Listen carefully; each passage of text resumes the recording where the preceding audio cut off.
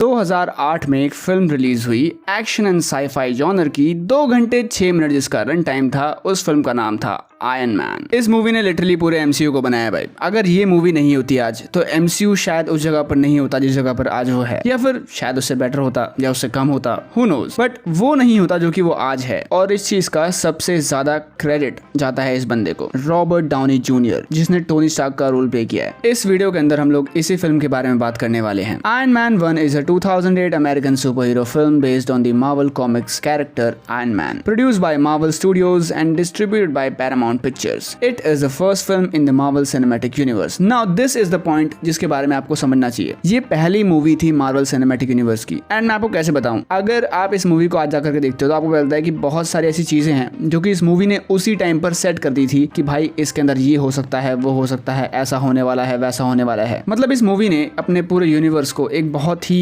अच्छे तरीके से एस्टैब्लिश कर दिया था। इस फिल्म के बारे में एक बहुत ही इंटरेस्टिंग चीज है जो कि मुझे नहीं पता थी। तो यहाँ पर आपको डायरेक्टेड बाय में एक व्यक्ति का नाम दिख रहा होगा। जब आप इस नाम पे क्लिक करोगे तो यहाँ पर आपको एक फोटो दिखेगी।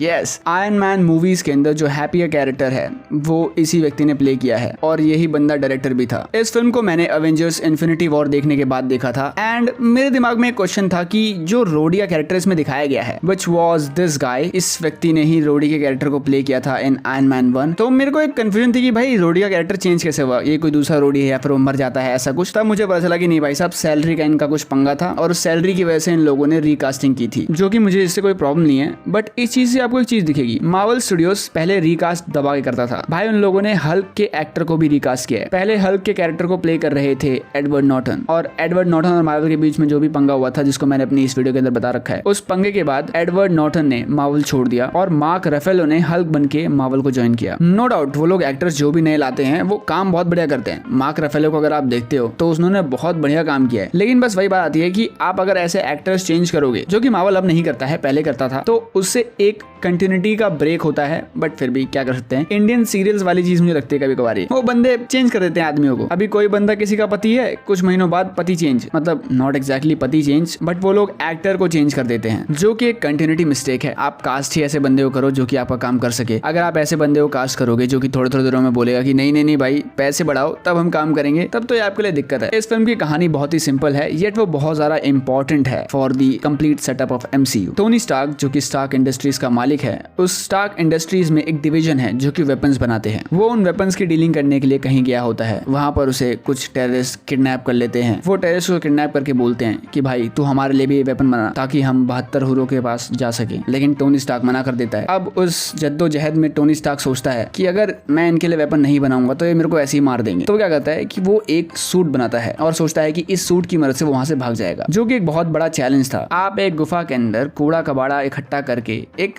आयरन मैन का सूट नहीं बना सकते हो अगर आप टोनी स्टार्क नहीं हो तो, लेकिन अगर आप टोनी स्टार्क हो तो आप बना सकते हो। तो टोनी स्टार्क अपना सबसे पहला सूट बनाता है मार्क 1, एंड वो उसकी मदद से वहां से भागने में कामयाब हो जाता है। आगे की मूवी बस इसी बारे में है कि टोनी स्टार्क क्योंकि अपना वेपन डिवीजन बंद कर देता है, क्योंकि उसको लगता है कि उससे उसकी कंपनी का तो बहुत फायदा है, लेकिन मासूम लोग ही जाने जा रही हैं, क्योंकि बहुत सारे लोग इसका गलत इस्तेमाल कर लेते हैं। लेकिन फिर उसकी कंपनी में एक और बंदा है जो कि चाहता है कि नहीं ऐसा कुछ ना हो। वो तो यही चाहता है कि किसी तरीके से वो टोनी स्टार्क को उस कंपनी से बाहर निकाल के पूरी कंपनी अपने नाम कर ले और दबा के पैसे छापे। तो वही बंदा विलन बन जाता है। फिर कहानी आगे बढ़ती है और बहुत सारी चीजें होती है कहानी के अंदर, सारी इंपॉर्टेंट नहीं है, बट इस फिल्म के पोस्ट क्रेडिट सीन के अंदर कोई ऐसा होता है जिसको देखने के बाद आपको बोलता है कि भाई साहब इन लोगों ने पहले ही बहुत आगे का प्लान कर लिया था, जो कि ऑब्वियस सी बात भी है। एवेंजर जैसी फ्रेंचाइजी अगर आप बना रहे हो तो आप आगे का प्लान क्यों ही नहीं करोगे। तो उनका प्लान सिंपल था कि एवेंजर्स बनाएंगे, और निक फ्यूरी भाई साहब यही मैसेज लेकर के टोनी स्टार्क के पास आते हैं, जिसका रिप्लाई टोनी स्टार्क उनको एवेंजर्स में देता ही है, सुनो भाई साहब तुम लोग मुझे अफोर्ड नहीं कर सकते हो, तो मैं ये सब काम नहीं करने वाला हूँ। इस मूवी के अंदर एक बहुत ही बढ़िया चीज आपको बताई जाती है, और वो ये है कि यदि आप जो आपके पास मिनिमम है उससे आप मैक्सिमम निकालने की कोशिश करते हो तो बहुत अच्छे रिजल्ट्स आपको देखने को मिल सकते हैं, रेदर देन आप ये कोशिश करो कि जब आपके पास मैक्सिमम आ जाएगा तभी आप मैक्सिमम रिजल्ट निकालोगे। मैं आपको लिख के दे सकता हूँ कि जब आपके पास मैक्सिमम आ जाएगा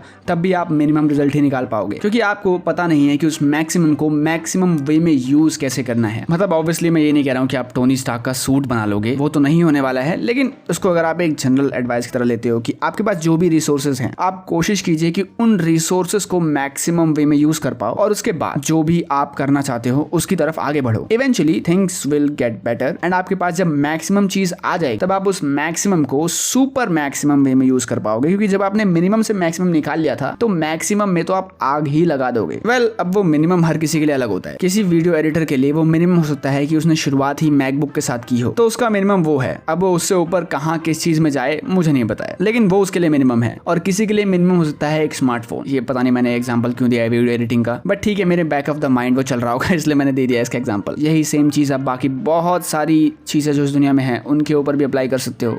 अप्लाई आप हर चीज के ऊपर कर सकते हो। इट ऑल डिपेंड्स कि आप करना क्या चाहते हो। वैसे अगर आपको पॉप कल्चर में इंटरेस्ट है तो आप मेरे चैनल को चेकआउट कर सकते हो। ऐसी बहुत सारी इंटरेस्टिंग वीडियोस मैंने बना रखी हैं। Bye bye.